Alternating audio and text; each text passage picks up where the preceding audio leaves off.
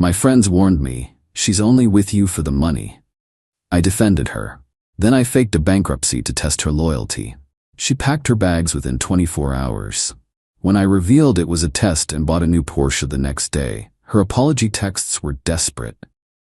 Original post: I, 32 male, own a software consulting firm that does pretty well. Not tech billionaire money, but comfortable 6 figures with some solid investments. Been with my girlfriend, 29, for about 18 months. Met her at a charity gala my company sponsored. She's gorgeous, fun, always down for spontaneous weekend trips. We moved in together 8 months ago into my downtown loft. Everything seemed perfect, except my boys kept dropping hints. My best friend since college pulled me aside at my birthday dinner 3 months ago. Dude, you notice how she only perks up when you mention buying something expensive? I brushed it off. She's just enthusiastic. Bro, she literally yawned when you talked about your mom's surgery, then spent 20 minutes planning a Bali trip. My business partner chimed in the next week. Just saying, every time you mention cutting back or saving, she gets moody for days. I defended her every single time. Told them they were being judgmental, that she genuinely cared about me. Called them jealous. Then my cousin, who's usually chill about everything, said something that stuck. Look, I hope I'm wrong, but I've seen this before. Just pay attention to how she acts when money's tight versus when you're spending. I started noticing things. Small stuff at first. When I suggested cooking at home one weekend instead of our usual expensive restaurant rotation, she pouted for 2 days. Said I was becoming boring. I mentioned potentially switching to a smaller apartment to save for a down payment on a house. She went silent, then changed the subject. She never offered to split anything, ever. Not groceries, not utilities, nothing. I'd paid for literally everything since day one. Her excuse was her startup, some vague lifestyle blog that made maybe $200 a month. The final straw was 2 weeks ago. My CFO and I were discussing a potential rough quarter ahead. Nothing serious, just market fluctuations. That night at dinner, I casually mentioned it might be a leaner few months. Her exact words, "Well, that doesn't affect our vacation plans, right? I already told everyone we're going to Turks and Caicos." Not "Are you okay?" or "Do you need to talk about it?" Just immediate concern about vacation plans. I couldn't sleep that night. Kept thinking about what my friends said. Decided to do something that would either prove them wrong or confirm my worst fears. I planned a test. Spent 3 days setting it up. Called in some favors. Here's what I did. The setup. Had my accountant friend draft fake documents showing my business failing. Tax liens, debt notices, the works. Looked official as hell. Contacted my landlord. Explained the situation. He's cool, we go way back. He agreed to play along with a fake eviction notice for unpaid rent. Moved my Audi to my business partner's garage. Borrowed his beat-up 2009 Honda Civic. Changed my phone settings to decline my credit cards at checkout. Authorized it with my bank beforehand. Transferred most of my visible checking account balance to a separate account she didn't know about. Friday night, I came home looking stressed. She was on the couch, scrolling through designer handbags. "Hey babe, we need to talk." She barely looked up. I'm in serious trouble. The business is basically bankrupt. We've lost 3 major clients, and there's some legal issues with the contract. My accounts are frozen. That got her attention. She put her phone down. "What? How bad are we talking?" "I might lose everything. The business, this apartment, my car. I had to borrow money from my parents just to cover basic expenses." I watched her face carefully. No concern. No "how can I help?" Just calculation, like she was doing math in her head. "So what does this mean for us?" "It means things are going to be really tight for a while. I might need to move back with my parents temporarily, get back on my feet." "How long is a while?" "Could be 6 months, maybe a year." Silence. Long, heavy silence. "I need to think," she said finally, then went to the bedroom. Saturday morning, I woke up to drawers opening and closing. She was packing, like actively filling her suitcases with her clothes. "What are you doing?" She didn't even pause. "I think I should stay with my sister for a bit, give you space to figure things out." "Space? I just told you I'm going through a crisis." "Exactly. You need to focus on fixing this, and I'd just be in the way." The excuses were paper thin. She wasn't even trying. By noon, she'd packed most of her stuff. Called an Uber. I helped carry her bags down, testing how far she'd go, and she barely made eye contact. "I'll text you," she said. "That's it? 18 months and you're just leaving? Don't make this harder than it needs to be. You need to focus on yourself right now." I watched her Uber drive away, felt absolutely nothing. Just confirmation. Gave it 24 hours. Sunday afternoon, I executed phase 2. The reveal, texted my business partner, game on. Drove to the Porsche dealership, been eyeing a 911 for months. Paid cash, well, certified check, but same difference. Got it in guards red because why not? Stopped by my favorite steakhouse, posted a pic on social media with the caption, "Crisis averted, time to celebrate." Then I posted a photo of the Porsche with, "New baby. Business is booming, life is good." Tagged my location, made sure it showed up on all platforms. My phone started blowing up in under an hour. 23 missed calls from her. Texts rolling in. "Wait, what? Are you serious right now? You said you were bankrupt. Call me now." This isn't funny. I let her stew for a bit.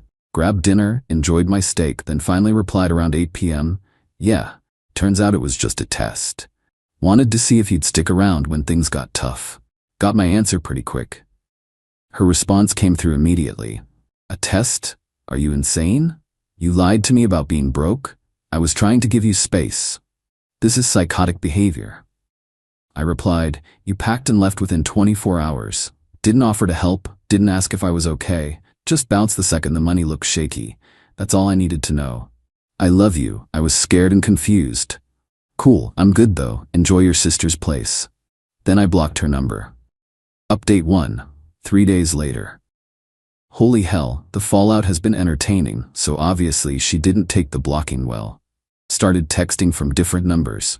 Her sister's phone, her mom's phone, random numbers I'm guessing belong to friends. The messages range from apologetic to absolutely unhinged.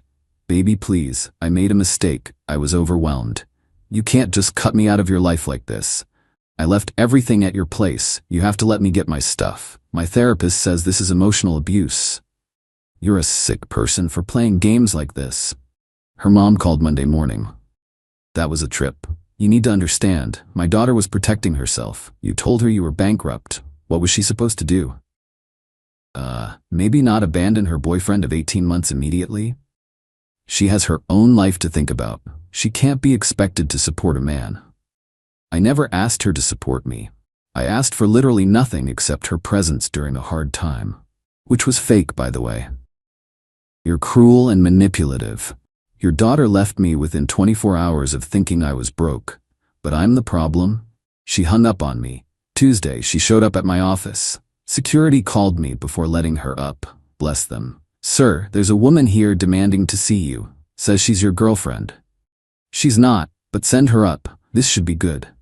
She walked into my office looking like she'd been through it. Hair in a messy bun, yoga pants, puffy eyes. Dramatic. "We need to talk." I leaned back in my chair. "You've got 5 minutes. I didn't leave because of the money. I left because I thought you needed space to handle a crisis. Weird, because you never asked what I needed, just packed your bags. I was in shock. You dropped a bomb on me. Right, and your first instinct was to bail." She tried a different approach. Tears started flowing. "I love you. I made a mistake. People make mistakes when they're scared. Here's the thing. I wasn't looking for perfection. If you'd stayed even one day, asked how you could help, shown literally any concern for me as a person, we'd be having a different conversation. I would have come back. When? After I was stable again? That's convenient. That's not fair. You know what's not fair? My friends warning me for months that you were only interested in my money, and me defending you every single time, making excuses for you, telling them they were wrong." She went quiet. "Turns out they were right. The second I looked broke, you were gone. Didn't even last a full day. So what, you get a Porsche to rub it in my face?" I actually laughed. "I bought myself a car I've wanted for months. The fact that you saw it as rubbing it in your face says everything about your priorities." "I want my stuff. Finally, something reasonable. Your stuff's boxed up. You can pick it up this weekend. Bring someone to help you carry it. You're not coming in." "You're really gonna throw away 18 months over this? You threw away 18 months the second you thought my bank account was empty. I just confirmed it." She left crying. Security escorted her out. Wednesday evening, things got weird. Got a call from a number I didn't recognize. Answered it. "Hey man, this is uncomfortable, but I'm dating your ex's sister. She told me to call you." "Okay? Look, your ex has been staying with us since Saturday. It's been a lot. She's convinced you'll take her back. Keeps saying once you cool down you'll realize you love her. She's not planning to move out anytime soon." "Not my problem, dude. I know, but she's driving us insane, crying all day, stalking your social media, trying to get mutual friends to intervene. Her sister's at her breaking point. Again, not my problem. She made her choice. Is there any chance you'd consider hearing her out, just so she can get closure and move on?" "She had closure when I blocked her. Tell her sister I'm not changing my mind." He sighed. "Worth a shot. Good luck, man. You too. You're gonna need it." Thursday, the mutual friends started weighing in. Some got it. My business partner posted on his story, proud of my boy for knowing his worth. Tagged me. But others? Oh man. Got a long text from a couple we used to hang out with. "We heard what happened. Both of you could have handled this better. Maybe you should consider therapy together?" I replied, "She left me within 24 hours of thinking I was broke. There's nothing to handle together." "But you lied to her. That's manipulative." I tested whether she actually cared about me as a person or just my money. She failed spectacularly. Testing your partner is toxic, so is abandoning them during a crisis. They stopped responding after that. Another friend, someone I'd known since high school, called me directly. "Bro, I'm saying this as someone who loves you. That test was messed up." Noted. "I mean it. You set her up to fail." Did I though? All she had to do was literally anything supportive. Ask how I was doing. Offer to help job hunt, cook dinner, anything. Instead, she packed her bags. She was probably scared. Of what? Being with someone who wasn't rich? That's exactly my point. You're being stubborn. I'm being realistic, and honestly, I'm good. Better than good. I dodged a bullet. As of tonight, she sent messages from 4 different numbers, all blocked. Her mom called twice more, both times lecturing me about commitment and working through hard times. The irony was lost on her. My apartment feels bigger without her here. Cleaner somehow. Like I removed something toxic. No regrets. 0. Update 2. 1 week later, y'all, the entitlement levels have reached previously unknown heights. Buckle up. Friday night, 2 days after my last update, I was at my favorite bar with my business partner and some colleagues. Just unwinding, talking shop, normal stuff. My ex walks in with 3 of her friends. Intentionally. This bar is nowhere near where she lives, and she hates the vibe there. She came specifically to find me. She spotted me immediately, made dramatic eye contact, then sat in my direct line of sight. Kept looking over, whispering to her friends, doing that thing where they'd all glance at me then huddle together. My business partner noticed. "Want to leave?" "Nah, I'm not letting her run me out of my spot." About 20 minutes in, one of her friends approached our table, blonde, wearing what looked like a very expensive dress. "Hey, can I talk to you for a sec?" I stayed seated. "You are talking to me. Privately? Anything you want to say, you can say here." She glanced back at my ex, who was watching intensely. "Look, she's really hurting. She made a mistake, she knows that, but the way you're handling this is cruel. I'm handling it by moving on with my life. She loved you. She was just scared. So scared she couldn't stick around for even 1 day. Got it. You don't understand what it's like for women. We have to protect ourselves financially." My business partner jumped in. "By abandoning your partner the second things look bad, that's not protection, that's opportunism." Her friend's face flushed. "You're both assholes." She walked back to their table. Within minutes, my ex was crying again. Her friends were comforting her, shooting me death glares. We finished our drinks and left. Not because of them, we were heading out anyway. But as we walked past their table, my ex called out, "I hope you're happy."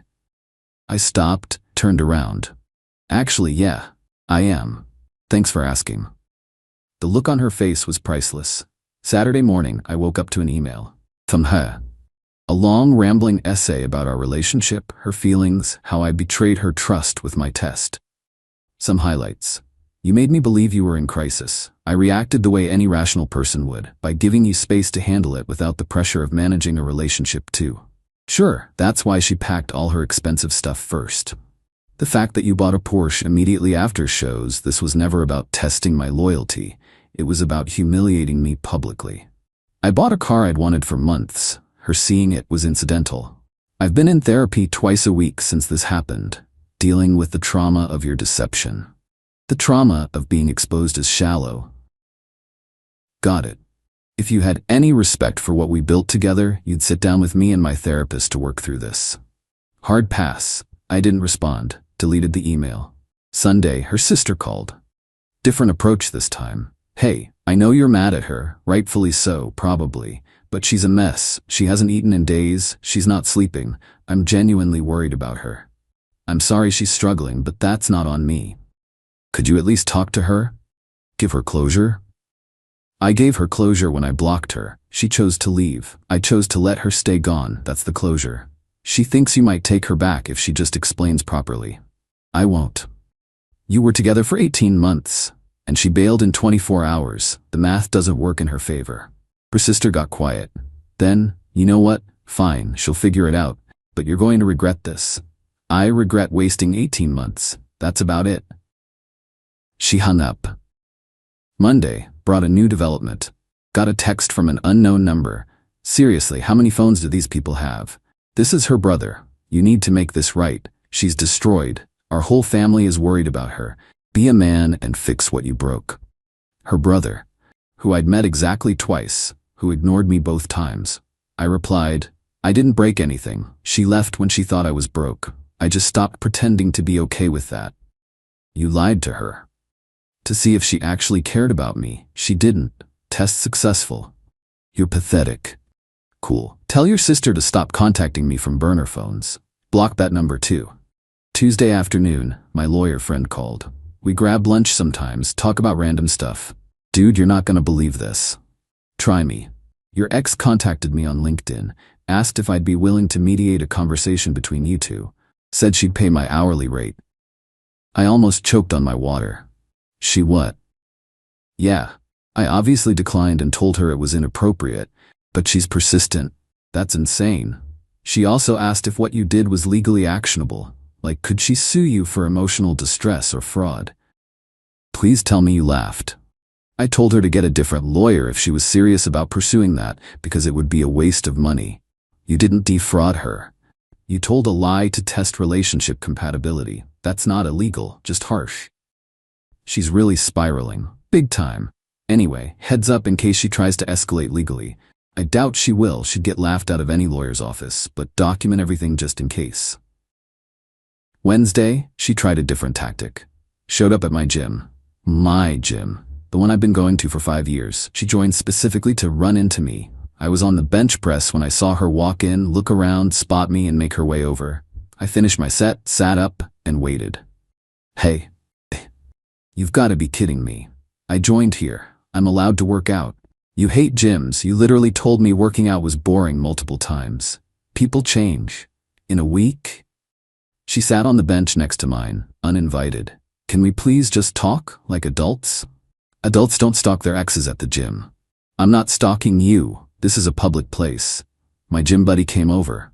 Everything good here? Yeah, just dealing with someone who can't take a hint. She stood up, eyes filling with tears again. You're cruel. You know that? Actually cruel. I'm cruel for not wanting to date someone who bailed on me instantly? That's what we're going with? I made one mistake. The mistake wasn't leaving. It was showing me exactly who you are. I'm just accepting the information you gave me. She stormed off. I watched her leave, then canceled my membership and signed up at a different gym down the street. Not worth the hassle. Thursday, I got a Facebook friend request from her mom. Declined. Then a follow request on Instagram from her. Declined.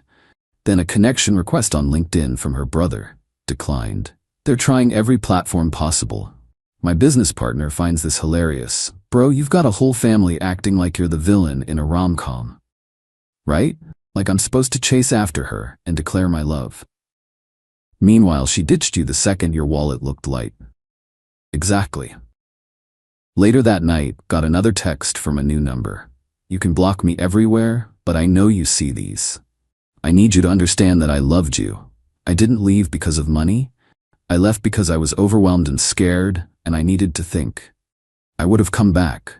You didn't give me a chance to come back. You just cut me off and humiliated me with that car and those posts. Do you know how embarrassing this has been? Everyone knows. Everyone is talking about how I'm the girl who only cared about money. That's not who I am. Please just let me explain in person. I deserve that much. I stared at that message for a solid minute, then replied, "You left within 24 hours. You never asked if I was okay, never offered to help. Just packed your bags and walked out. That's who you showed me you were. Everything after that has been you being mad. You got caught. You don't deserve another chance to spin this. Move on." Blocked that number. My cousin texted me, "Heard through the grapevine she's telling people you're harassing her by refusing to talk to her. Just wanted you to know the narrative she's pushing." Of course she is. Want me to set the record straight? Nah. People who know me know what's up. Everyone else can think what they want. Tonight I'm at home, TV on, pizza ordered, completely at peace. She can keep trying. I'm done engaging. Final update, 3 weeks later. Time to close this chapter. It's been 3 weeks since I revealed the test, and things have finally settled into a new normal. Here's how everything played out. Week 2 was when her family really ramped up the pressure. Her dad, who I'd met maybe 3 times total, left a voicemail. "Son, I don't know what happened between you two, but my daughter is suffering. I raised her to be strong, but this situation has broken her. If you ever cared about her at all, you'd give her a chance to fix this. Think about what kind of man you want to be." The guilt trip was strong, almost worked for about 30 seconds. Then I remembered watching her pack her bags without hesitation. I didn't call back. Her cousin, seriously, does this family have a group chat?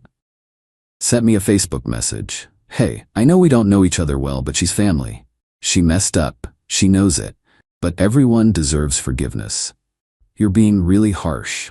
I replied, "She left when she thought I was broke. I'm just accepting that information and acting accordingly. But you lied to her first, to see if she actually cared about me beyond my money." The answer was no. Never heard back. Week 3 brought the grand finale. She organized an intervention. I'm not joking. An actual intervention. Last Saturday I got a text from my old college roommate. "Hey man, grabbing drinks at O'Brien's tonight. You in?" O'Brien's is our usual spot, so I said yes. Showed up at 7 p.m. Walked in and immediately knew something was wrong. There was my college roommate, my ex's sister, and her boyfriend, 2 mutual friends from our couple days, and my ex sitting at a big table in the back corner. My ex's face lit up when she saw me. "You came." I looked at my old roommate. "Dude, really?" He had the decency to look ashamed. "Just hear her out, man. That's all we're asking. You ambushed me. We're worried about both of you." I turned to leave, but my ex jumped up. "Please, 5 minutes. That's all I'm asking." The entire bar was watching now. "Perfect. You've got 3 minutes, starting now." She took a shaky breath. "I know I messed up. I panicked when you told me about the bankruptcy. I wasn't thinking clearly. But I never stopped loving you. These past 3 weeks have been hell. I can't eat, can't sleep. I've lost 12 pounds. My therapist says I'm showing signs of depression." I waited. She continued. "I'm asking you, begging you, to give me another chance. I'll prove to you that I care about you, not your money. I'll sign a prenup if we get back together. I'll contribute to rent. Whatever you need to feel secure." One of the mutual friends chimed in. "Come on, man, she's trying." I looked at my ex. "You done?" She nodded, hopeful. "Here's my question. Why didn't you try before?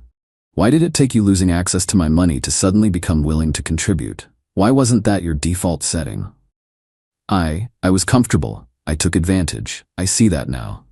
"Right, you got comfortable using me as a wallet, and the second that wallet looked empty, you were gone." "That's not fair." "It's completely fair. You proved exactly what you are. Now you're mad because there are consequences." Her sister stood up. "She made a mistake. People make mistakes.